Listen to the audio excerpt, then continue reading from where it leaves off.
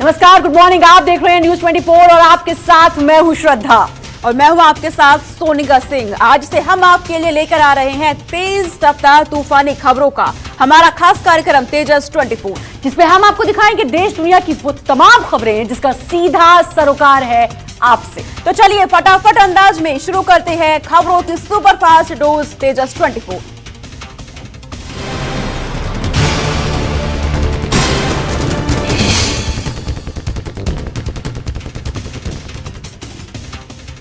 और तेजस 24 की शुरुआत करते हैं बड़ी खबर के साथ। बड़ी खबर आ रही है मारिउपोल से। मारिउपोल में यूक्रेनी सेना को सरेंडर का अल्टीमेटम रूस ने सुबह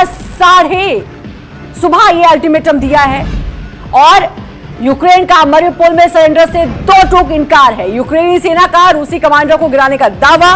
रूसी ब्लैक सी फ्लीट के डिप्टी कमांडर आंद्रेई पेली की इसमें मौत भी हुई है और अब अल्टीमेटम दिया है रूस ने यूक्रेन को। और इसी बीच एक और बड़ी खबर सामने आ रही है। इस वक्त के यूक्रेन के अंदरूनी इलाकों में भारी बमबारी का खतरा है। सुमी ओब्लास्ट के गवर्नर ने फेसबुक पर वीडियो पोस्ट कर जानकारी दी है कि सुमी के ऊपर से लड़ाकू विमानों का काफिला यूक्रेन के अंदरूनी इलाकों में घुसा है। इस बीच सुमी पर रूसी लड़ाकू विमान सुमी पर भारी बमबारी कर रहे हैं। यूक्रेन पर रूस के हमलों के बीच अमेरिकी राष्ट्रपति जो बाइडेन यूरोप को दौरा करने जा रहे हैं। वो ब्रुसेल्स में नाटो नेताओं के साथ अहम बैठक करेंगे। व्हाइट हाउस ने कहा कि राष्ट्रपति बाइडेन यूक्रेन नहीं जाएंगी। व्हाइट हाउस ने ट्वीट कर कहा कि बाइडेन के दौरे का फोकस यूक्रेन की दुनिया के समर्थन को और मजबूत करना है। बाइडेन ने यूक्रेन पर रूस के हमले को लेकर बहुत ही सख्त रुख अपना रखा है। अमेरिकी राष्ट्रपति पुतिन को वॉर क्रिमिनल, प्योर ठग, हत्यारा, तानाशाह बता चुके हैं। रूस यूक्रेन के बीच जारी युद्ध को 25 दिन बीत चुके हैं और आज 26वां दिन है। इन सब के बीच जेलेंस्की ने रूसी राष्ट्रपति से बातचीत की इच्छा जाहिर की है। साथ ही उन्होंने ये भी चेतावनी दी है कि अगर बातचीत की कोशिश सफल नहीं हुई तो आशंका है कि ये लड़ाई तीसरे विश्व युद्ध की ओर जा सकती है। जेलेंस्की ने यह भी कहा कि वो पिछले 2 साल से बातचीत के लिए तैयार थे। साथ ही उन्होंने अपनी बातों में इस बात का भी जिक्र किया कि युद्ध बिना बातचीत के खत्म नहीं किया जा सकता। तेजस 24 में आगे देखेंगे, रूस ने यूक्रेन पर दूसरा हाइपरसोनिक मिसाइल अटैक किया है। रविवार को रूसी सेना ने दक्षिणी यूक्रेन में एक फ्यूल स्टोरेज को तबाह कर दिया। लेकिन उससे पहले एक बड़ी खबर आ रही है। यूक्रेन के राष्ट्रपति ने इजरायली संसद को संबोधित करते हुए सवाल पूछा है और मदद मांगी है। जेलेंस्की ने इजराइल का मिसाइल डिफेंस सिस्टम सबसे बेस्ट है, लेकिन मिसाइल डिफेंस सिस्टम देने में हिचकिचाहट क्यों है? जेलेंस्की ने कहा कि इजराइल यूक्रेनियन को बचाने में मदद कर सकता है। खुद से पूछिए, हमें इजराइल क्यों हथियार नहीं दे सकता? इजराइल रूस पर कड़े प्रतिबंध क्यों नहीं लगा सकता? चुनाव आपका, अपने जवाब के साथ आपको जीना है। रूस ने रविवार को यूक्रेन पर दूसरा हाइपरसोनिक मिसाइल अटैक किया। यूक्रेन पर घातक किंजॉल मिसाइल से लगातार दूसरे दिन टारगेट किया गया। रूस ने काला सागर के पास माइकोलोव बंदरगाह के पास एक तेल डिपो को तबाह कर दिया। रूसी सेना ने जंगी जहाज से किंजॉल मिसाइल दागी। यूक्रेन पर हाइपरसोनिक मिसाइल के चलते हमले की चिंता बढ़ गई है। रूसी रक्षा मंत्रालय का दावा है कि कैस्पियन सागर से भी कैलिबर क्रूज मिसाइल भी डिपो हमले में शामिल थी।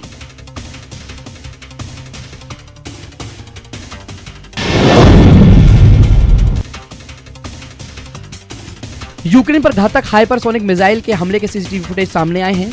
रूस ने शुक्रवार को युद्ध के 24वें दिन हाइपरसोनिक मिसाइल किंजॉल से हमला किया था। मिसाइल माइकोलोव शहर से 36वीं यूक्रेन नेवल इन्फेंट्री ब्रिगेड के हथियार डिपो पर दागी गई। फुटेज में मिसाइल हमले के बाद हुई तबाही और काले धुएं का गुबार दिख रहा है। यूक्रेनी सेना के अधिकारी के मुताबिक इस हमले में 40 यूक्रेनी सैनिकों की मौत हुई है।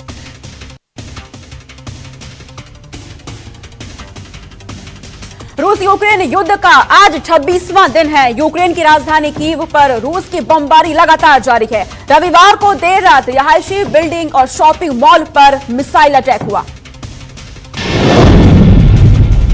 यूक्रेन की राजधानी पर रूसी मिसाइलों का अटैक जारी है। रविवार को देर रात रूसी मिसाइल ने एक रिहायशी बिल्डिंग और शॉपिंग मॉल को निशाना बनाया। कीव के मेयर ने शहर में एक के बाद एक कई धमाकों का दावा किया। कीव के पोडेल इलाके में रूसी बमबारी हुई। कीव धमाकों का सीसीटीवी फुटेज सामने आया है। रूसी बम धमाके में कई लोगों के हताहत होने की आशंका है। यूक्रेन सहित दुनिया के तमाम देशों की अपील को खारिज कर रूस लगातार रिहायशी इलाकों को अपना निशाना बना रहा है।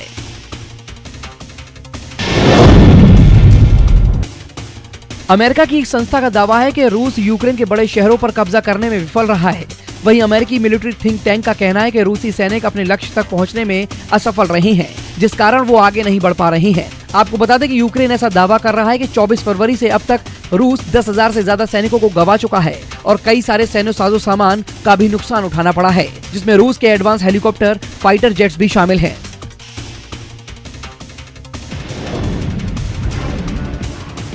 बड़ी खबर, रूसी रक्षा मंत्रालय का यूक्रेन से पलायन पर बड़ा दावा। रूस का दावा है कि अब तक 3 लाख से ज्यादा यूक्रेनी रूस में शरण ले चुके हैं। लेकिन उससे पहले बड़ी खबर आ रही है, रूस यूक्रेन के बीच आज होगी 5वें दौर की बातचीत।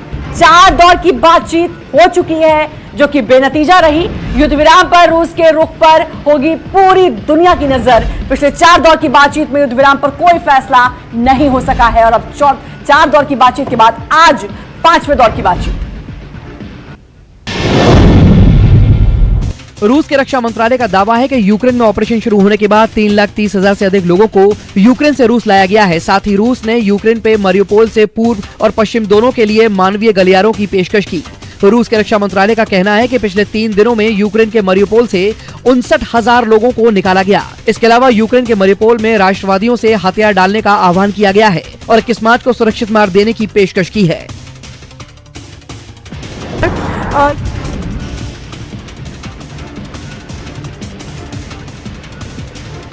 और तेजस 24 में आगे आपको दिखाएंगे वो जगह जहां रूस ने हाइपरसोनिक मिसाइल से हमला किया है और उस जगह सबसे पहले पहुंचा न्यूज 24। लेकिन इस बीच एक बड़ी खबर आ रही है। ब्रिटेन का कहना है यूक्रेन में अपना मकसद पूरा होता नहीं देख रही रूसी सैनिक हर तरफ हमले कर रहे हैं। ब्रिटेन की विदेश मंत्री लिज ट्रूस ने कहा, मारियोपोल में जो हो रहा है उससे दुखी हूं और बेसब्र पुतिन मकसद पूरा होता नहीं देख परेशान है। ये लवीव शहर की शुरुआत है, मतलब बिल्कुल एंट्रेंस है शहर की और यहाँ से कुछ ही मीटर की दूरी पर ये जो पीछे आप इलाका देख रहे हैं, सुरक्षा कारणों की वजह से हमें उसके करीब जाने की इजाज़त नहीं है। लेकिन इन पेड़ों के पीछे वो जो आप दीवार देख रहे हैं, लाल ईंट वाली दीवार, उसके पीछे यहाँ का एविएशन बेस है यूक्रेन का और यहीं पर रूस ने 3 रोज पहले हाइपरसोनिक मिसाइल दागी।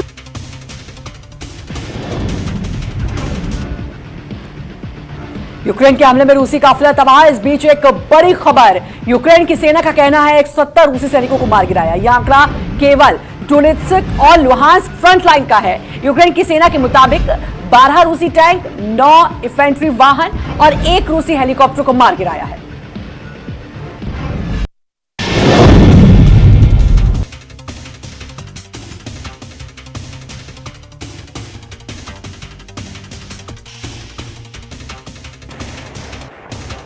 रूस का यूक्रेन पर हमला 26वें दिन भी जारी है। रूस की उम्मीद के उलट यूक्रेन की सेना कड़ी टक्कर दे रही है। यूक्रेन पर रूस ने 3 तरफ से मोर्चा खोला है।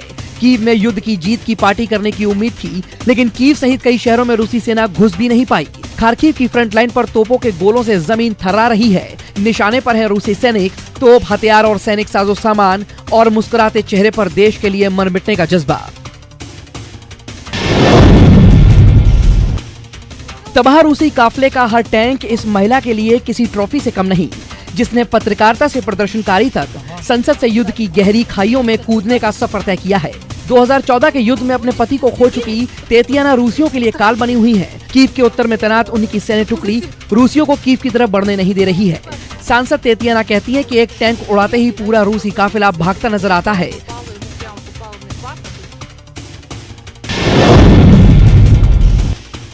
खुली आंखों से डरावने सपने देखने को मजबूर यूक्रेन के गांव से जान बचाकर भागे इन लोगों से पूछिए। 800 लोगों के लिए रूसी कब्जे वाले गांव से निकलना दोबारा जीवन हासिल करने जैसा है। गांव के लोगों का कहना है कि रूसी सैनिक हर उस चीज पर गोली चला रहे हैं जो उन्हें दिख रही है।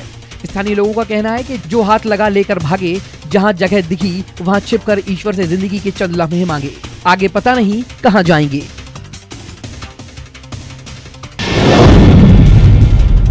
कीव पर कब्जे के लिए रूसी हमले जारी हैं। ऐसे में नवजात को बचाने के लिए यूक्रेन की मां ने अपनी जान की परवाह नहीं की।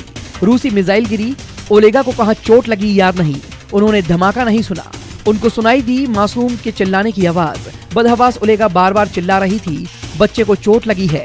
बच्चे को बचाने की कोशिश में लगे उनके पति ने बताया, जिस खून से बच्चा लथपथ था वो ओलेगा का है। और बच्चा सुरक्षित है।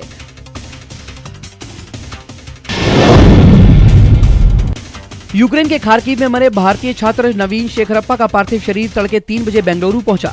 एयरपोर्ट पर कर्नाटक के सीएम बसवराज बोम्मई ने नवीन को अंतिम श्रद्धांजलि दी।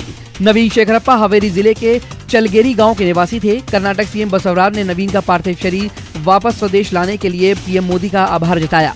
राज्य सरकार ने मृतक छात्र के परिजनों को 25 लाख की आर्थिक मदद और परिवार के एक सदस्य को नौकरी देने का ऐलान किया है।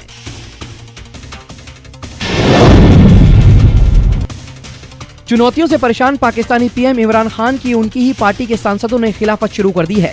ऐसे में इमरान खान ने विपक्ष को घेरते घेरते भारत की तारीफ शुरू कर दी। खैबर पख्तूनवा के मलकंद में एक रैली में उन्होंने कहा कि आज मैं हिंदुस्तान की दाद देता हूं, बड़ी ताकतों को उनका साथ मिला हुआ है, प्रतिबंध लगे हैं लेकिन फिर भी रूस से तेल मंगवा रहा है। इमरान ने विपक्ष की नीतियों को गलत बताते हुए कहा कि भारत ऐसा कर रहा है क्योंकि उसकी नीति अपने लोगों की नीति है।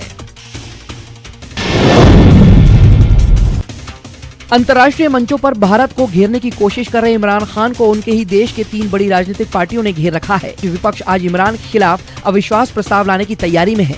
इमरान के खिलाफ पाकिस्तान मुस्लिम लीग नवाज, पीपीपी और जमीयत उलेमा फजल ने हाथ मिला लिया है और दो टूक कहा है कि अगर आज संसद में अध्यक्ष अविश्वास प्रस्ताव को स्वीकार नहीं करते तो 22 से 23 मार्च को होने वाली इस्लामी सहयोगी संगठन की बैठक में रुकावट पैदा की जाएगी।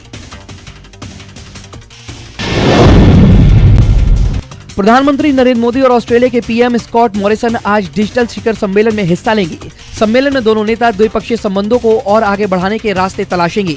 बैठक में दोनों देशों के संबंधों और विभिन्न कार्यक्रमों की प्रगति की समीक्षा की जाएगी। दोनों देश कारोबार, निवेश, शिक्षा, विज्ञान प्रौद्योगिकी सहित विभिन्न क्षेत्रों में सहयोग के रास्ते पर विचार करेंगे। आपको बता दें कि दोनों नेताओं के बीच पहली बैठक जून 2020 में हुई थी। दिल्ली में रविवार को पीएम आवास पर बीजेपी की मैराथन बैठक हुई। 5 घंटे चली बैठक में 4 राज्यों में सरकार गठन को लेकर चर्चा हुई। उत्तराखंड, गोवा में आज होने वाली विधायक दल की बैठक में सीएम का फैसला होगा। उत्तराखंड में पुष्कर सिंह धामी दौड़ में सबसे आगे बताए जा रहे हैं। यूपी बीजेपी विधायक दल की 24 मार्च को बैठक होगी, जिसमें योगी आदित्यनाथ को औपचारिक तौर पर विधायक दल का नेता चुना जाएगा। मणिपुर में एन वीरेंद्र सिंह को दोबारा विधायक दल का नेता चुना गया है।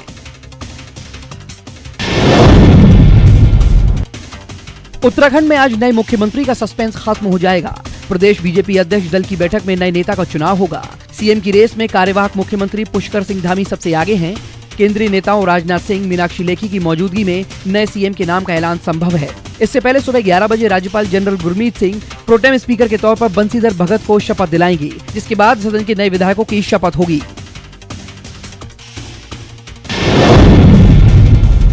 आज गोवा में विधायक दल की बैठक है, जिसमें पर्यवेक्षक नरेंद्र सिंह तोमर और राज्य मंत्री एल मुरुगन भी शामिल होंगे।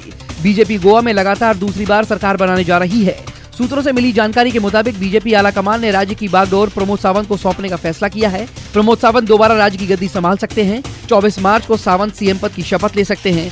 आपको बता दें कि बीजेपी ने विधानसभा चुनाव में 40 में से 20 सीटों पर जीत दर्ज की है।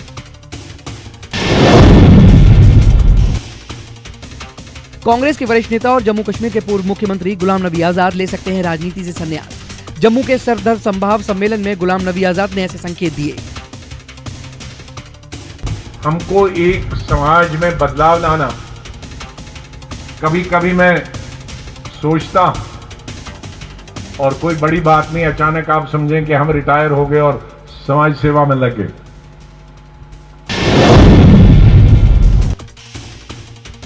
जम्मू कश्मीर के उपराज्यपाल मनोज सिन्हा के सलाहकार फारूक खान ने रविवार शाम को अपने पद से इस्तीफा दे दिया। माना जा रहा है कि सेनानिवृत्त आईपीएस अधिकारी खान को बीजेपी में महत्वपूर्ण जिम्मेदारी दी जा सकती है। वो बीजेपी के राष्ट्रीय सचिव रह चुके हैं, साथ ही पार्टी के अल्पसंख्यक मोर्चे में कई पदों पर रहे हैं। ऐसी संभावना है कि खान को इस केंद्र शासित प्रदेश में विधानसभा चुनाव के मद्देनजर पार्टी को तैयार करने की जिम्मेदारी दी जा सकती है। देश के पहले सीडीएस जनरल विपिन रावत को आज पद्म विभूषण से सम्मानित किया जाएगा। उन्हें मरणोपरांत ये सम्मान दिया जा रहा है। उनकी बेटियां कृतिका और तारिणी राष्ट्रपति रामनाथ कोविंद से ये सम्मान ग्रहण करेंगी। इस साल 21 और 28 मार्च को राष्ट्रपति द्वारा पद्म सम्मान प्रदान किए जाएंगे। 26 जनवरी को 128 लोगों को पद्म सम्मान देने का ऐलान हुआ था। बता दें कि पद्म विभूषण भारत सरकार की ओर से दिया जाने वाला दूसरा सर्वोच्च नागरिक सम्मान है। आम आदमी पार्टी के राष्ट्रीय संयोजक अरविंद केजरीवाल ने पंजाब में नवनियुक्त मंत्रियों को 2 टूक अल्टीमेटम दिया। केजरीवाल ने मंत्रियों से परफॉर्म करने या हटाए जाने के लिए तैयार रहने को कहा। केजरीवाल ने कहा कि जो विधायक मंत्री नहीं बनाए जाने से नाखुश हैं, उन्हें राज्य की प्रगति के लिए व्यक्तिगत महत्वाकांक्षाओं को पीछे छोड़ने की जरूरत है। केजरीवाल ने इस बात का भी जिक्र किया कि मान साहब हर मंत्री को काम के सिलसिले में लक्ष्य देंगे और मंत्रियों को 24 घंटे काम करना होगा। फिल्म द कश्मीर फाइल्स की टीम ने लखनऊ में कार्यवाहक मुख्यमंत्री योगी आदित्यनाथ से मुलाकात की। फिल्म के प्रोड्यूसर अभिषेक अग्रवाल, निर्देशक विवेक अग्निहोत्री, अनुपम खेर और पल्लवी जोशी योगी आदित्यनाथ से मिले। द कश्मीर फाइल कश्मीरी पंडितों के पलायन पर बनी है। प्रदेश में फिल्म को टैक्स फ्री किया गया है। सीएम योगी ने फिल्म में दिखाई गई कड़वी सच्चाई के लिए फिल्म यूनिट की तारीफ की। अब तक देश भर में करीब 150 करोड़ रुपए का कलेक्शन ये फिल्म कर चुकी है।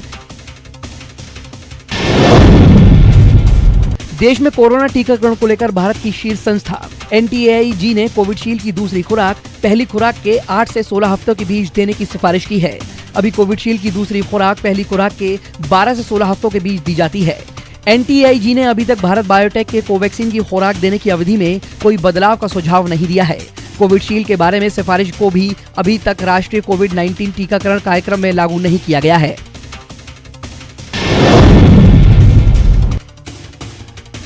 संयुक्त किसान मोर्चा किए गए वादों को पूरा न होने को लेकर केंद्र सरकार के खिलाफ आज देशव्यापी प्रदर्शन करेगा।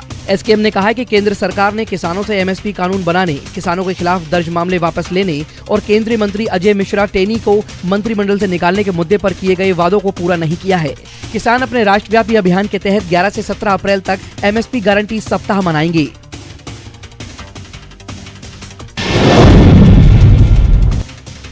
ये एक घर के बाहर लगी CCTV तस्वीर है जिसमें एक युवक अपना असलहा लोड करता है और एक घर के दरवाजे पर फायर करता है।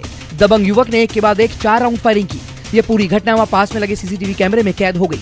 बताया जा रहा है कि 2 दिन पहले डीजे बजाने को लेकर विवाद हुआ था, जिसके बाद पुलिस ने मामला दर्ज किया और आरोपी को गिरफ्तार कर लिया है, जिससे पूछताछ की जा रही है। ये घटना बुलंदशहर के खुर्जा नगर कोतवाली के न्यू शिवपुरी कॉलोनी की बताई जा रही है। ग्रेटर नोएडा के BT2 थाना पुलिस और पेचकस गैंग के बदमाशों के बीच यमुना एक्सप्रेस वे पर मुठभेड़ हुई। मुठभेड़ में 20,000 रुपए का इनामी बदमाश हेमंत शर्मा गोली लगने से घायल हो गया।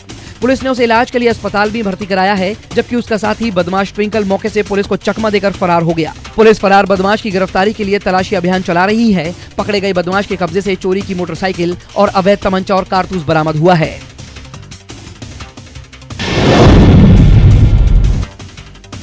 भारत के बैडमिंटन खिलाड़ी लक्ष्य सेन ने ऑल इंग्लैंड बैडमिंटन चैंपियनशिप में कमाल का प्रदर्शन किया। हालांकि वो खिताब नहीं जीत सके और रनर अप रहे। नंबर 1 विक्टर एक्सेल सेन ने मुकाबला 21-10, 21-15 से अपने नाम किया। 20 साल के भारतीय शटलर लक्ष्य ने पूरे टूर्नामेंट में शानदार प्रदर्शन किया। सेमीफाइनल में उन्होंने डिफेंडिंग चैंपियन मलेशिया के की लिंग जियो को हराकर सबको चकित कर दिया था। एक्सेल सेन ने दूसरी बार टूर्नामेंट का खिताब जीता है।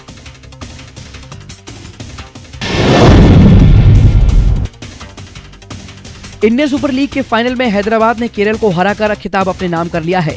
पटोडा स्थित पंडित जवाहरलाल नेहरू स्टेडियम में ये खिताबी मुकाबला हुआ। हैदराबाद FC ने केरल ब्लास्टर्स को पेनल्टी शूटआउट में 3-1 से हराया। हैदराबाद की जीत के हीरो गोलकीपर लक्ष्मीकांत कट्टीमनी रहे। उन्होंने शानदार बचाव किए। हैदराबाद टीम पहली बार फाइनल में पहुंची थी, जबकि केरल ब्लास्टर्स का ये तीसरा फाइनल मुकाबला है।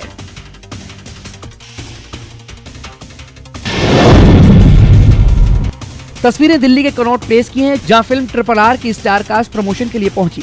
इस प्रमोशन की खास बात यह थी कि यहाँ मिस्टर परफेक्शनिस्ट आमिर खान ने RRR की स्टार कास्ट को ज्वाइन किया और वो भी फिल्म का प्रमोशन करते दिखे।